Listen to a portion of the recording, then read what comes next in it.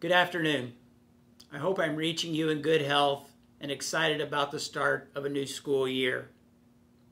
I'm speaking to you today because we're announcing that we are modifying our calendar. Our first student day will now be Tuesday, August 18th. To you, just 1 week may not seem like a lot of time. You should know this delay is not related to the spread of the virus.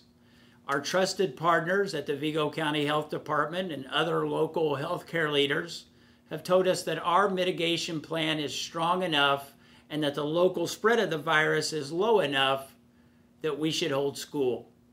Currently, Vigo County has a 4.2% positive rate. Our 7-day positive rate is a little higher at 5.4%, but we still feel confident in the things that we do, like masking, cleaning, and distancing, to have school. As you know, some are afraid. You need to know that I'm afraid. This is my first pandemic. I believe, however, if we work with the health department, if we keep looking at sound science and use good judgment, we can have school. You know, for many in our community, our children, school is the place they go to eat a meal. They have a trusted adult there that can offer an encouraging word. It's a place where many children feel safe. As you know, 56% of our children in Vigo County are enrolled in our free and reduced lunch program. They need us. Doctors take an oath. That oath, first do no harm. What applies to those doctors now applies to us. But in a greater sense, this is more than a health crisis.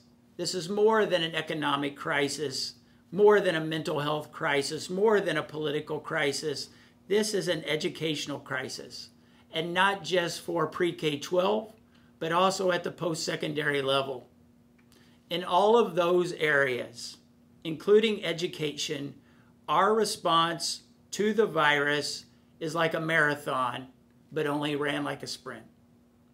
We must have 180 days of instruction. We must deliver 5 hours of instruction at the elementary level and 6 hours of instruction at the secondary level in those 180 days. You know, like every other school corporation across the state, we are figuring it out using the information best available to us. And so with guidance from the public health officials that we have, we know we must hold school. We do not want to start in a fully virtual format because we risk leaving our children, who are the most vulnerable, behind. We also know that even for families who have resources, access to quality internet in Vigo County is an issue. It may not be our problem to solve as a public school system, but we have applied for a grant to increase access to quality internet in Vigo County, and we eagerly await the results of our application. What will happen in this week when we are delayed? Last week, we received word that our shipment of Chromebooks for high schoolers in grades 3 through 7, ordered in May, have been delayed.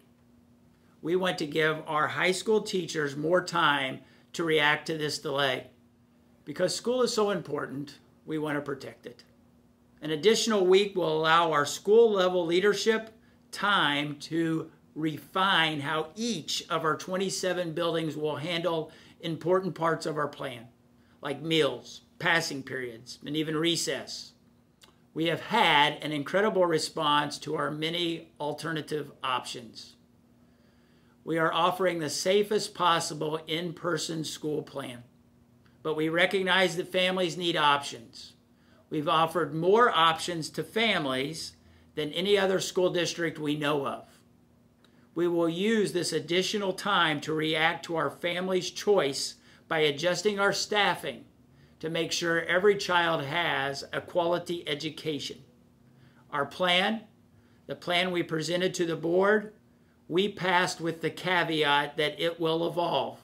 Well, it's evolving. Our plan is strong. It's been vetted vetted by our local public health officials, and they believe that it is in the best interest of children in our community for us to return to school.